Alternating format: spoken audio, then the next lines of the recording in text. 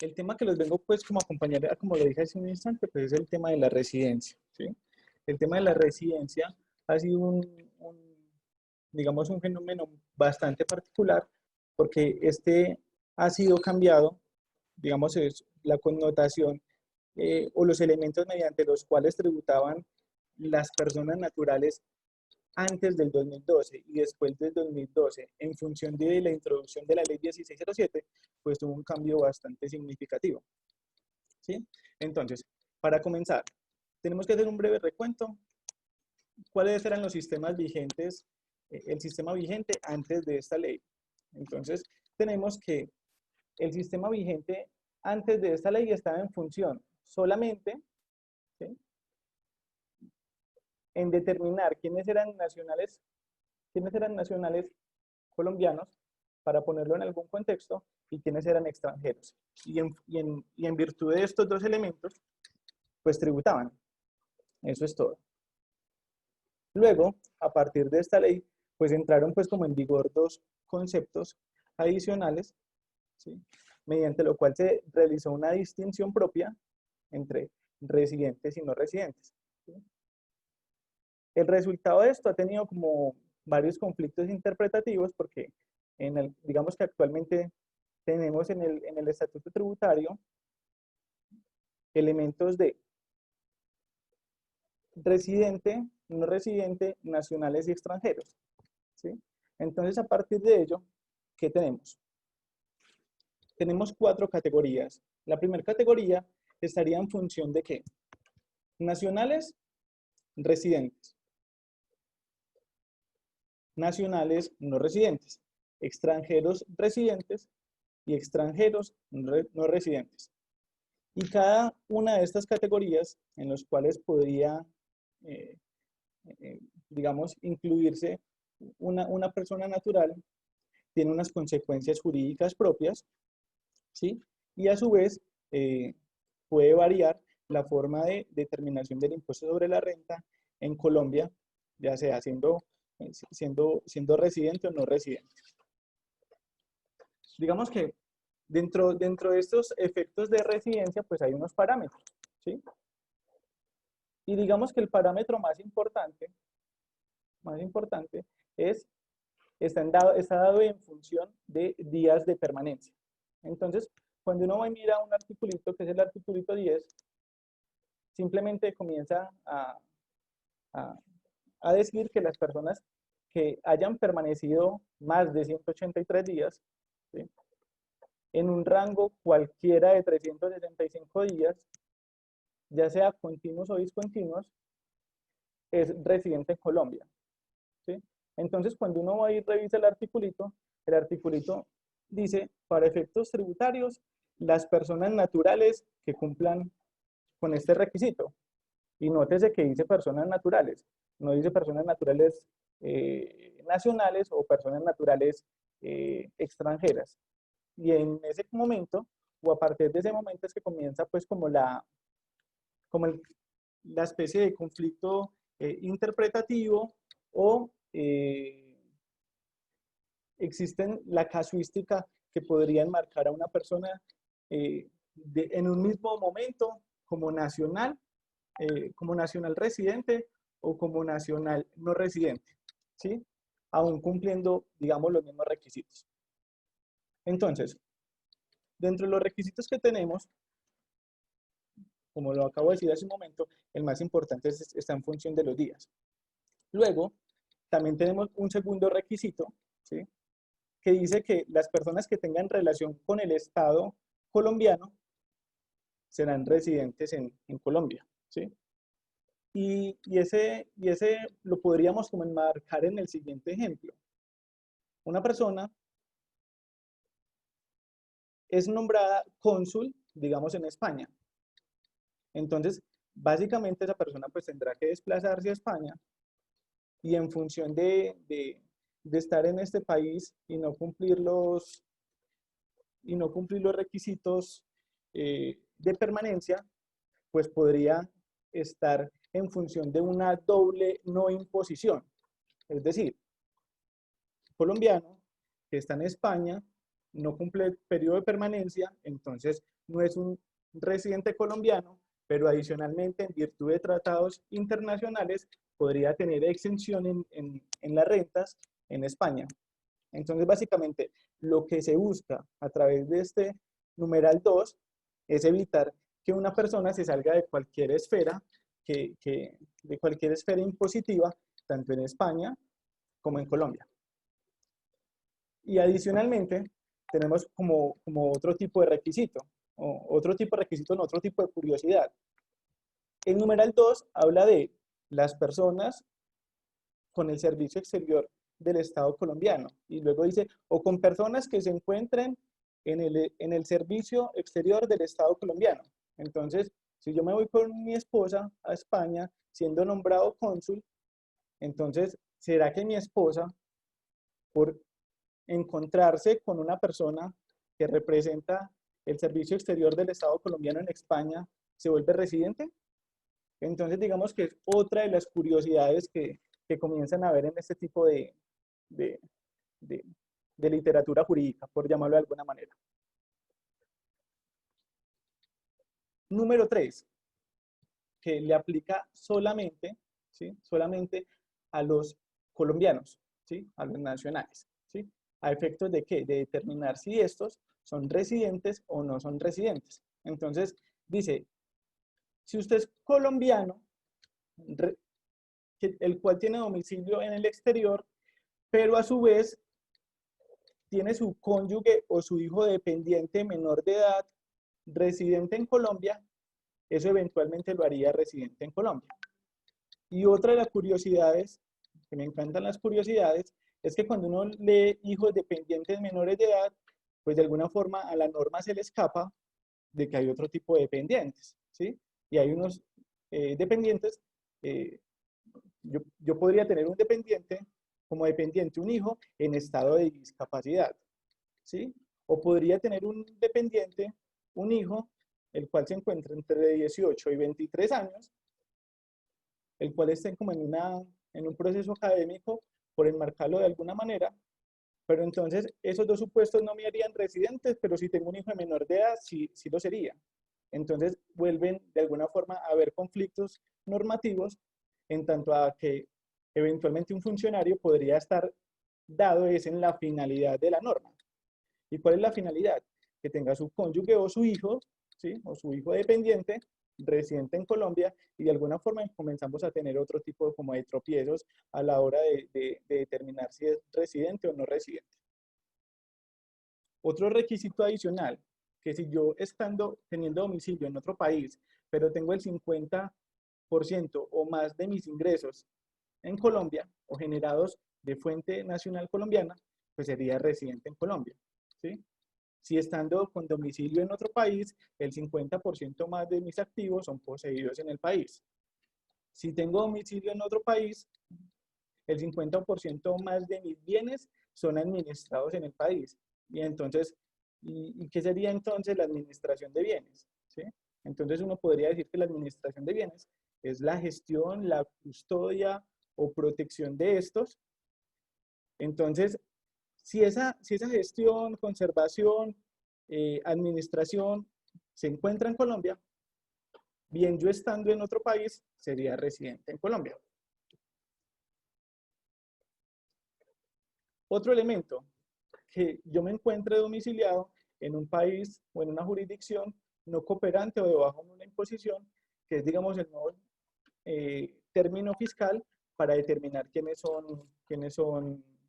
para determinar quiénes son residentes para determinar cuáles son los países que antes eran considerados como paraísos fiscales. ¿Listo? Entonces, digamos que hasta acá teníamos el mapa, ¿sí? Teníamos el mapa de lo que nos trajo la ley 1607.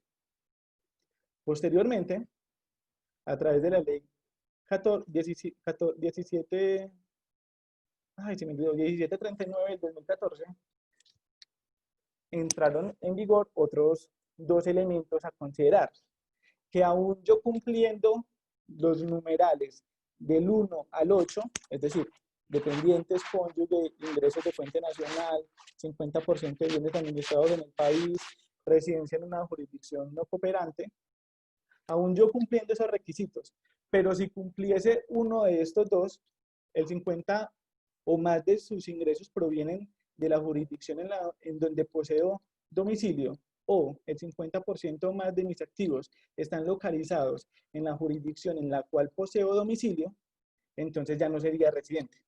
¿En virtud de qué? De este parágrafo que fue introducido por la ley 1739. Hasta aquí tenemos como los parámetros, llamémoslos generales, y algunas apreciaciones a la hora de revisar los temas de residencia. Pero como lo dije en comienzo, lo más importante para determinar la residencia, sobre todo para los extranjeros, es determinar el cálculo de los 183 días de permanencia. Entonces, para determinar esto, el articulito del Estatuto Tributario nos habla que esos 183 días, o más de 183 días, es el concepto adecuado, se hayan enmarcado en un periodo cualquiera de 365 días calendario. Entonces, otro tema importante a considerar, y es que la norma en ningún momento dice año calendario, ¿sí? Dice 365 días, años calendarios. ¿Y cuál es la diferencia de eso? Pues si estoy en un año como 2020, que tiene un día de más, por ser un año bisiesto, pues yo no tendría que hacer el ejercicio con un año bisiesto, sino con los 365 días, no más. Entonces, a ejemplos, vamos a decir que es cierto decir que mis 365 años pueden corresponder entre el 1 de enero del 2020 y el 31 de diciembre del 2020. Igualmente es cierto afirmar que esos 365 días podrían estar en función de el 1 de junio del 2020 hasta el 31 de mayo del 2021, o del 8 de abril del 2020 al 7 de abril del 2021. Básicamente lo que estamos tratando, o lo que queremos hablar con esto, es que nos podemos mover 365 días entre años. ¿Cuál es la consecuencia que yo me mueva entre días entre 365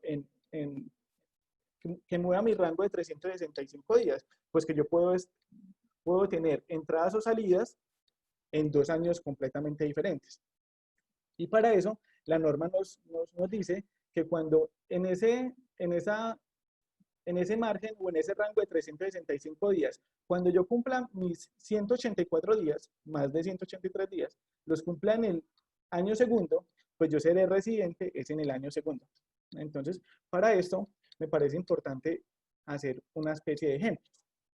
Y hay un ejemplo sencillito, que sería el primero que quiero como traer a colación. En el rango del 1 de enero del 2020 hasta el 31 de diciembre del 2020, una persona permaneció más de 184 días continuos en el país y eso lo hace residente.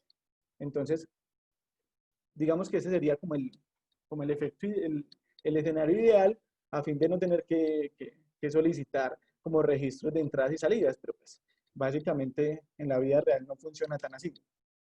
Entonces, vamos a analizar un segundo supuesto en donde Juan Camilo Muñoz, de nacionalidad francesa, entra en mayo 30 a Colombia. Y Juan Camilo Muñoz, de nacionalidad francesa, parisino, sale el 25 de agosto. ¿Sí? En este cálculo tenemos que Juan Camilo estuvo 88 días en Colombia. ¿Esto lo haría residente en Colombia? Pues no está cumpliendo su periodo de permanencia.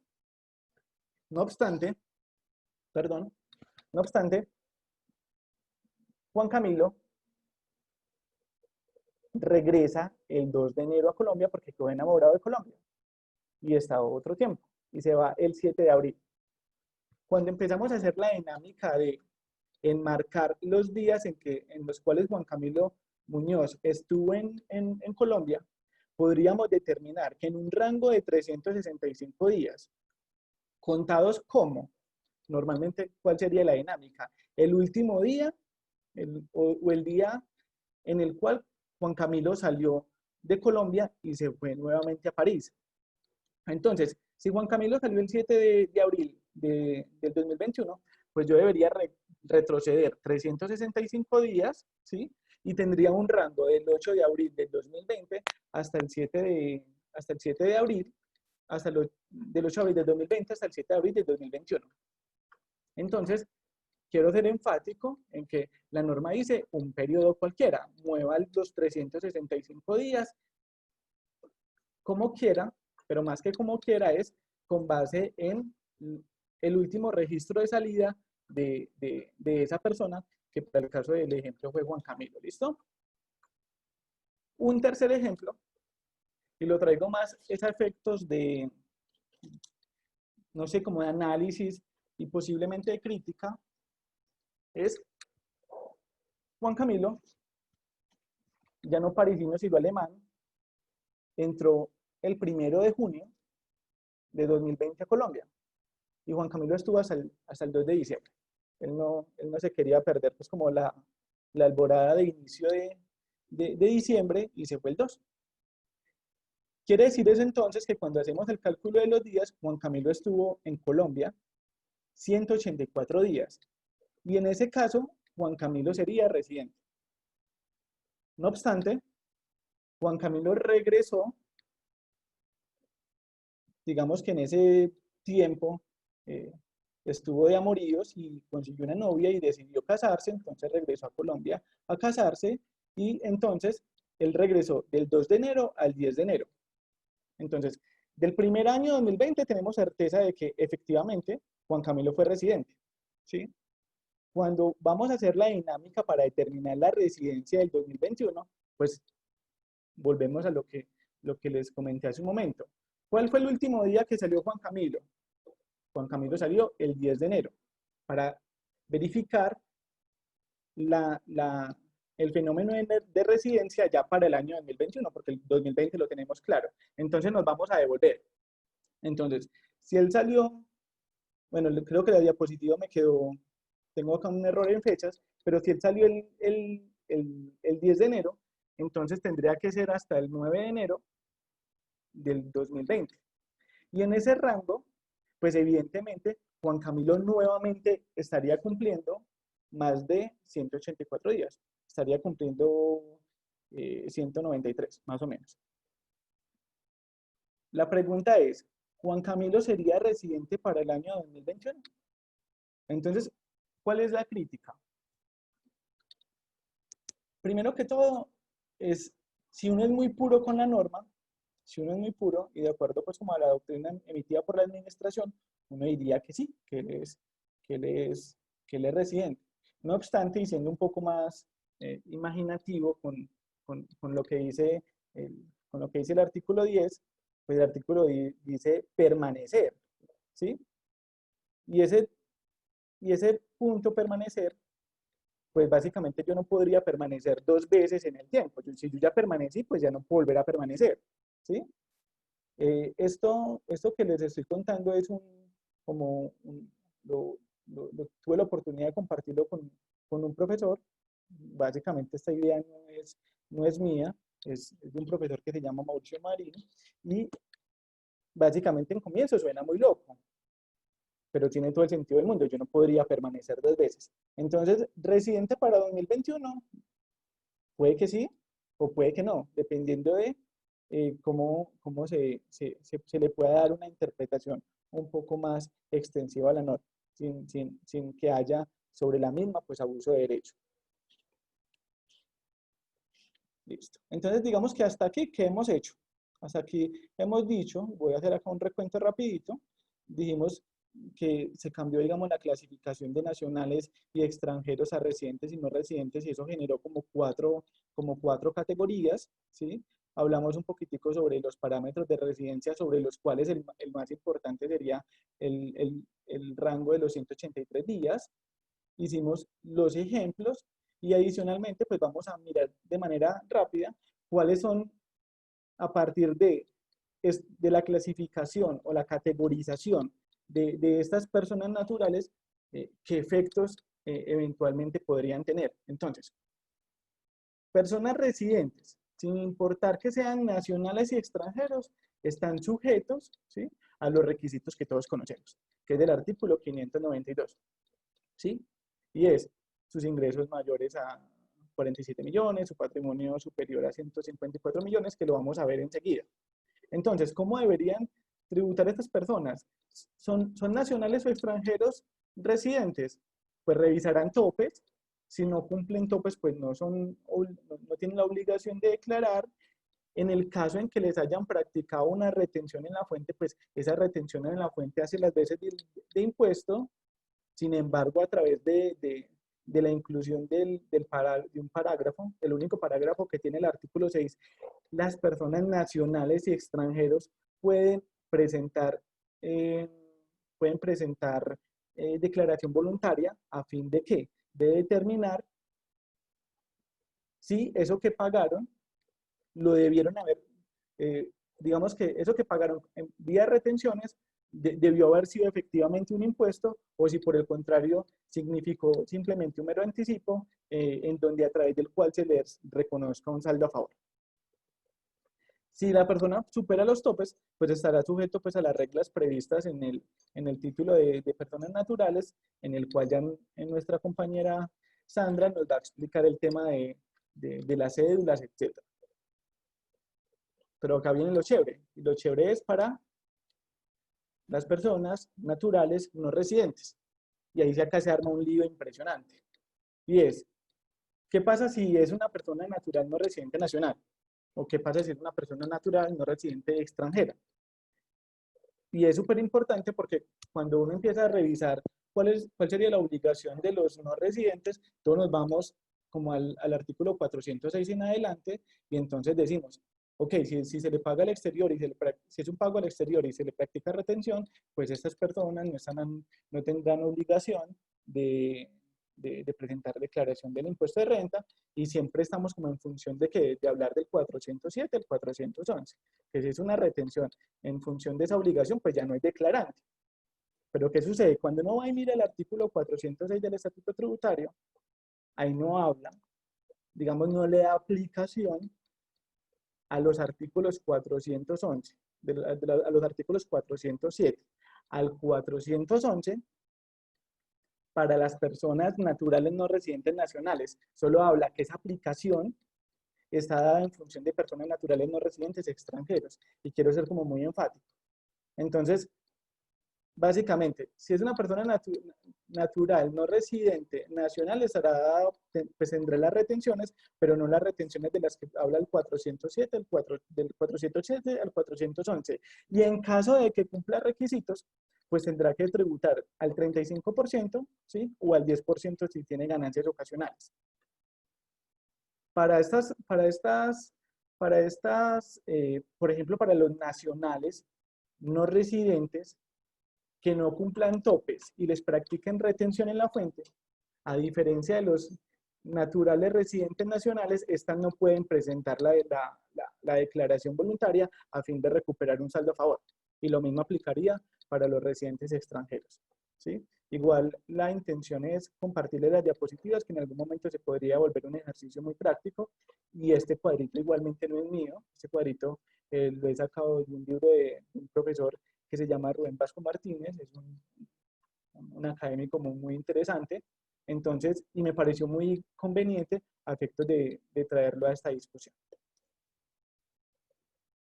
Y acá simplemente les quiero, como para hacer énfasis o hacerle un zoom, porque esas personas no pueden presentar declaración voluntaria, pues porque el artículo 6 solo habla de personas naturales residentes, no habla de personas naturales no residentes, al fin de presentarla de manera voluntaria, valga la redundancia.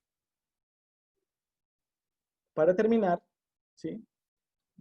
Empezamos a hablar un poquitico de quiénes son los obligados a declarar. Entonces, ¿quiénes son obligados a declarar? Quienes tengan patrimonio superior a 154 millones. Y nótese cómo la norma no habla de personas naturales residentes o no residentes, habla de personas naturales. Y como ya lo vimos, pueden haber ahí al menos 4 categorías, sobre las cuales tendrían aplicación 3 categorías.